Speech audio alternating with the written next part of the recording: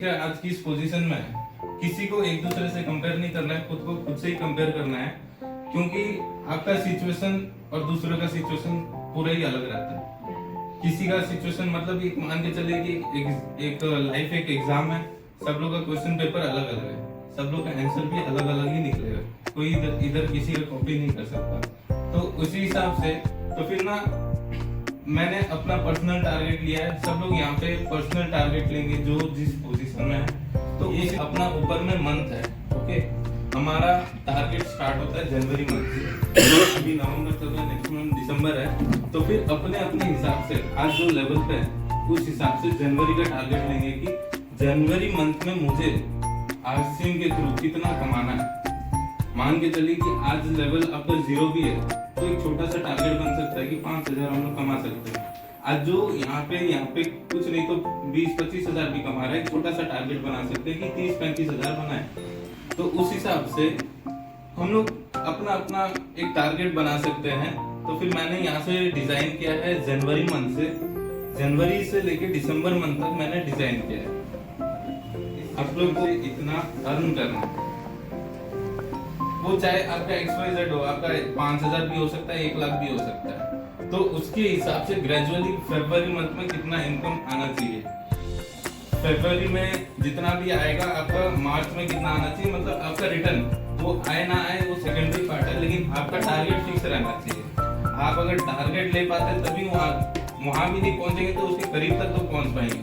तो इसीलिए मैंने लिया है टारगेट जनवरी मंथ में। आप जो भी अर्निंग करना चाहते हैं आप अपना हिसाब से लिख दीजिए, मैं आपको फॉर्मेट दे दूंगा, ठीक है। फिर उसके नीचे में एक कॉलम मैंने ब्लैंक छोड़ रखा है, एक्चुअल जिस समय जनवरी कंप्लीट होगा एक्चुअल में आपने कितना इनकम किया, ठीक है। मतलब आपने मान लीजिए कि 30,000 की इनकम रखे कि जनवरी में मुझे लेना है, लेकिन मैंने नीचे में टारगेट एक सेट किया हुआ है, नीचे में ब्लैंक रखा हुआ है। जब जनवरी मंथ कंप्लीट होगा तो फिर आपका इनकम एक्चुअल में कितना गया, प्लस हुआ या माइनस हुआ, वो टैली करने के लिए, ठीक है। तो वही चीज फरवरी में कंटिन्यू होगा, मार्च में कंटिन्यू होगा, दिसंबर तक कंटिन्यू होगा। तो फिर मान के चलिए कि एक आरसीएम एक ऐसा सिस्टम है कि आपको पैसा कैसे जनरेट होता है, पीवी से, ठीक है। तो फिर आपको सेकेंडरी पार्ट क्या रहेगा कि आपको उतना पैसा कमाने के लिए कितना पीवी का जरूरत है, उसका नेक्स्ट कॉलम है। हाँ, उसका नेक्स्ट कॉलम रहेगा कि पीवी आपका कितना बनना है, और उसका नेक्स्ट कॉलम है ए लेग में कितना बनेगा, बी लेग में कितना बनेगा। अब मान के चलिए कि एक बेसिक सा रखते हैं कि 30,000 कमाना है, मतलब मिनिमम एक रॉयल्टी पिन होना चाहिए।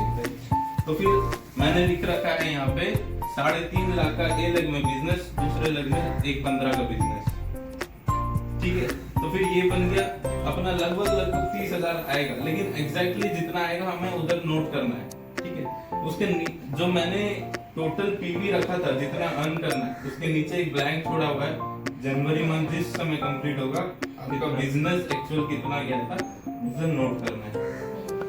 फिर उसके बाद नीचे जो मैंने ए लेग बी लेग दोनों के नीचे में वापस से ब्लैंक छोड़ा हुआ है, जब ए लेग में कितना हुआ था, बी लेग में कितना हुआ था, नोट करना है। अपने को किस के थ्रू पीवी बनता है, न्यू प्रोस्पेक्टिंग में पीवी बनता है, काउंसलिंग में पीवी बनता है, और आपका होम मीटिंग में पीवी बनता है, और सेमिनार्स में पीवी बनता है। ये 4 सोर्स है अपने को बिजनेस बनाने का।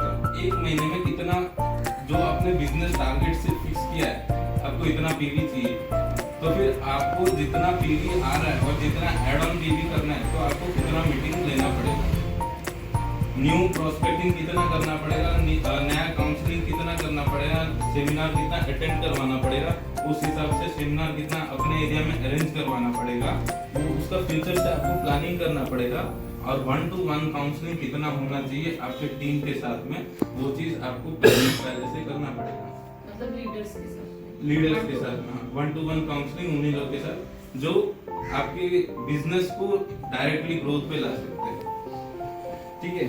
होम मीटिंग उन लोगों के साथ, कुछ नए लोगों के साथ जिनको और ज्यादा अवेयरनेस का जरूरत है, उन लोगों के साथ होम मीटिंग कंटिन्यू रहना चाहिए। और होम मीटिंग बहुत ऐसा चीज है, मैं सुरेंद्र वस्त जी का एक एपिसोड अभी हाल फिलहाल में आया है, देख रहा था, तो फिर उन्होंने एक चीज ऐसा बोला था कि मेरा ज्वाइनिंग होम मीटिंग से ही हुआ था।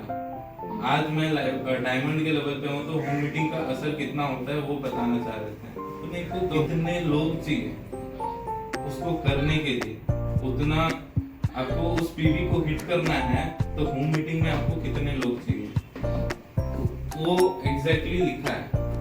मतलब कि मान लीजिए कि आपको रॉयल्टी पिन चाहिए, तो आपके एक्टिव मान लीजिए 15 लोग हैं, लेकिन और आपको 5 लोग को एक्टिव उस महीने में कराना है, उस 5 जन को फॉलो अप करना है, तो 5 जन का नोट रहना चाहिए आपके पास।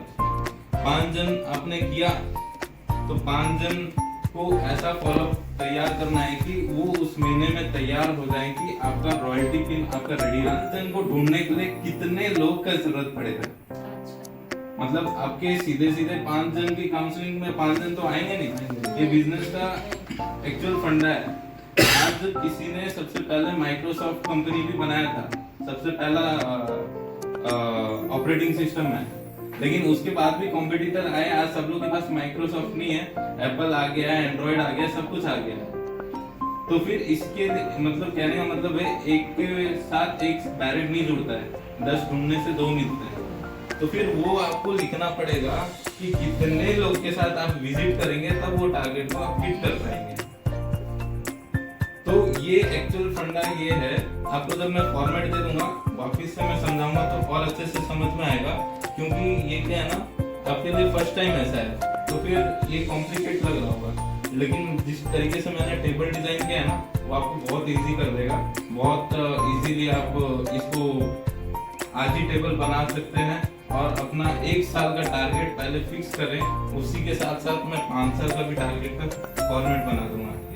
बहुत ज्यादा इम्पोर्टेंट। अब देखिए, एक जियो कंपनी है, शायद 2015 या 16 में उसने अपना मार्केट में नाम बनाया था, मतलब फ्री स्कीम दे रहा है एंड ऑल। लेकिन 2016 में असली में थोड़ी ना आया था, वो 2007 से काम कर रहा था। 2007 से उसने केबल लाइन बिछाया था, 2007 से टावर वगैरह बिछा दिया था, तब उसका फ्री सिम बटने लगा, इजीली लोग लेने लगे। अगर टावर ही नहीं डालता तो फ्री सिम लेता क्या? तो इसीलिए अपने को टारगेट, उसने 2004 से वो प्रोजेक्ट स्टार्ट किया था, 2007 में स्टार्ट हुआ था और 2007 से उसने कंटिन्यू किया था 2015 तक, तब उसका फ्री सिम का वैल्यू बना। और आज उसने जो वैल्यू बनाया ना, आपका रात में रिचार्ज खत्म होता है, उसके रात के उसके घर में पैसा जाता है। सही तो एडवांस। इतना उसने सोचा, उतना ड्रीम किया, तभी आज वो जाके सक्सेसफुल है।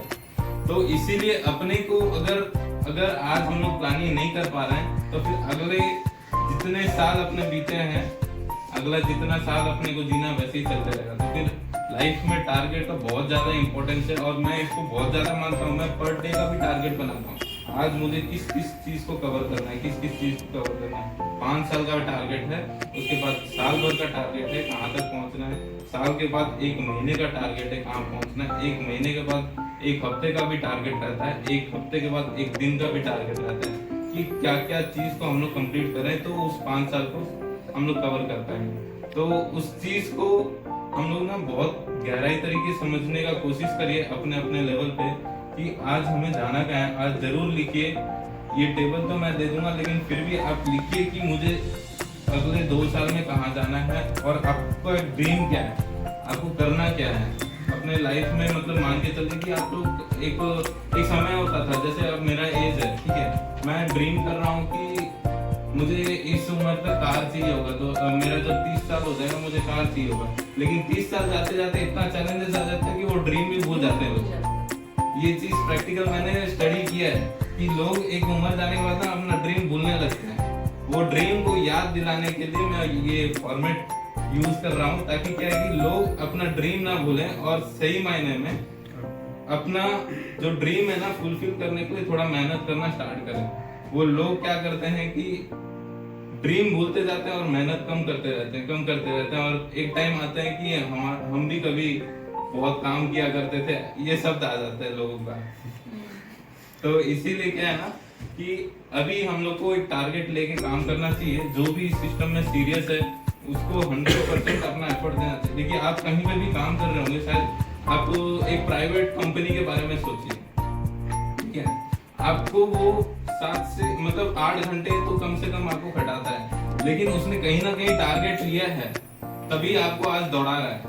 अगर वो टारगेट नहीं लिया रहता, आप उनके टारगेट के लिए भाग रहे हैं, लेकिन खुद के टारगेट कहाँ है? उन लोग का ड्रीम फुलफिल करने के लिए आप भाग रहे हैं, लेकिन खुद का ड्रीम जीरो हो जा रहा है। तो फिर अपना ड्रीम को भी जगाना है और अपने ड्रीम पे वर्क करना बहुत ज्यादा इंपॉर्टेंट है उनके ड्रीम पे। तो मेरा